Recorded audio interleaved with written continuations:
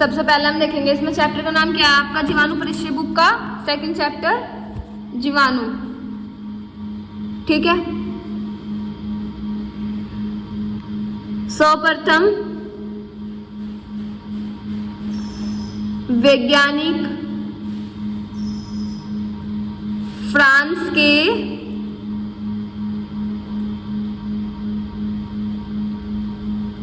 Lewis pasture थे।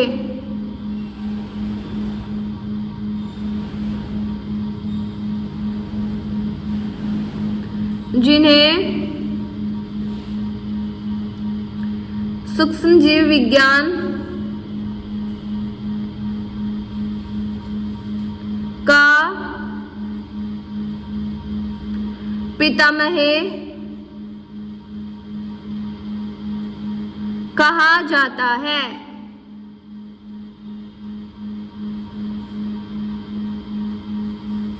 अब दूसरी लाइन लिखो।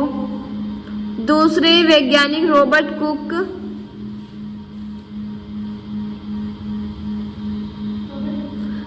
कुक थे। कुक जिन्हें जीवाणु विज्ञान का पितामह या पिता माना जाता था या माना जाता है। ठीक है,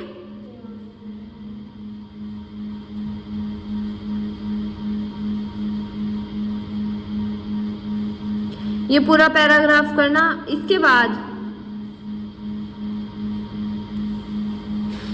बाद आपको करना सूक्ष्म जीव। लिखो हेडिंग सूक्ष्म जीव।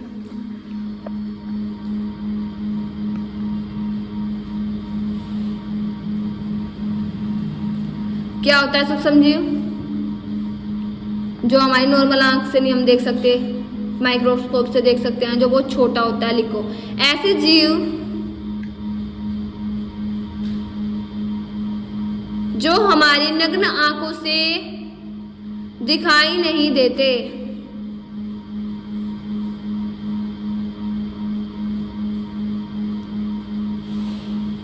जिन्हें देखने के लिए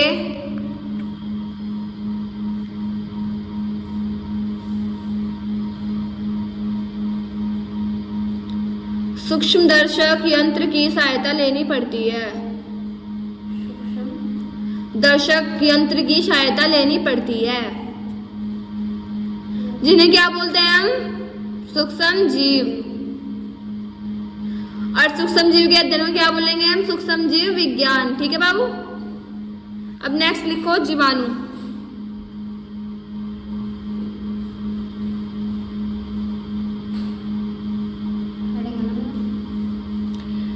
एक कोश के होता है, कितने कोश के होता है? सूक्ष्म होता है, लार्ज होता है जीवाणु। सूक्ष्म कैसे देखते हैं हम इसको? माइक्रोस्कोप से। ठीक है, करो। अगर हम इसे नॉर्मल यंत्र से कितना गुना बड़ा करना पड़ेगा एक बिंदु के रूप में देखने के लिए? 1500 से 2000 गुना। ठीक है, इसके अंदर क्लोरोफिल नहीं होता, न्यूक्लियस नहीं होता, समझो। इसके अंदर आपका कोई शाखाएं नहीं होती। ठीक है, इसकी लंबाई, इसका ना जो व्यास होता है वो 0.2 से 1.5 नैनोमीटर तथा लंबाई इसकी 3.5 नैनोमीटर होती है। ठीक है, ये पूरा पैराग्राफ पढ़ना। उसके बाद बारी आई आपकी वायरस की। वायरस क्या होता है? ये भी एक सूक्ष्म जीव होता है। ठीक है, जिसे माइक्रोस्कोप की सहायता से नहीं देखा जा सकता। इन्हें अल्ट्रा माइक्रोस्कोप कहते हैं। इन्हें माइक्रोस्कोप की सहायता से भी देखा जाता है वायरस को। ठीक है, इतने स्मॉल होते हैं। ये कैसे देखते हैं आप? फिल्टर करके निकल जाता है। ठीक है, जो वायरस होता है आपका, ये आपको पूरा पैराग्राफ पढ़ना। ठीक है, इसके बाद फफूंदी का आपको पूरा पैराग्राफ पढ़ना है। हेडिंग डालते जाओ तुम, पैराग्राफ आप बुक में से कर लेना। वायरस लिखो, फिर इसके नीचे लिखो आप फफूंदी।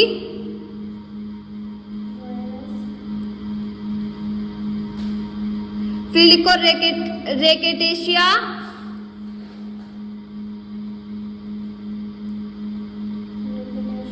फिर लिखो परजीवी।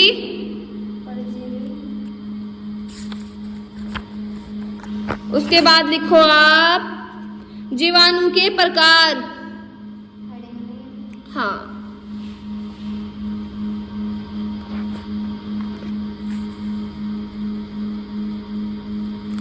पहला लिखो गोलाणु,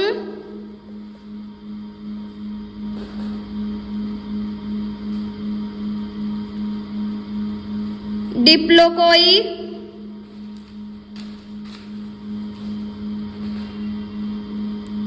BCDE।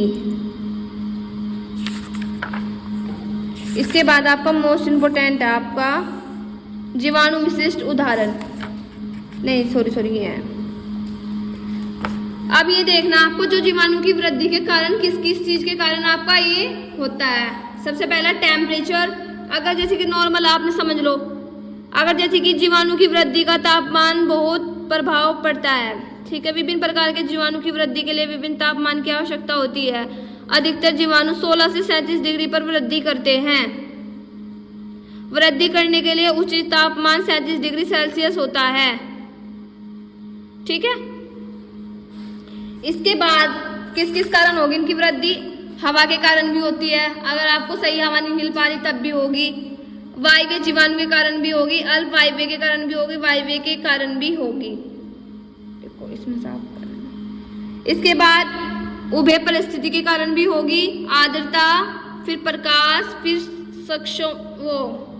संक्षोभ, distributive balance. पीएच के कारण भी होगी आपकी, विद्युत प्रभाव के कारण भी होगी, विकर्ण के कारण भी होगी, पोषक तत्व के कारण भी होगी, समपोषित के कारण भी होगी, प्रपोषित के कारण भी होगी, और लास्ट है आपका ऊर्जा स्रोत के कारण, ठीक है। इस चैप्टर में आपके सिर्फ 2 क्वेश्चन बने, सूक्ष्म जीव के बारे में, जीवाणु के बारे में। जो मैंने बाद में पढ़ाया है किस कारण से वृद्धि होगी, पीएच, तापमान वगैरह बताया आपको ये, ठीक है। आपके 2 चैप्टर इस वाली बुक में कंप्लीट हो गए। बाकी देखो जिस बच्चे को कोई कंफ्यूजन रहता है वो कॉलेज में आओ, समझो, ठीक है।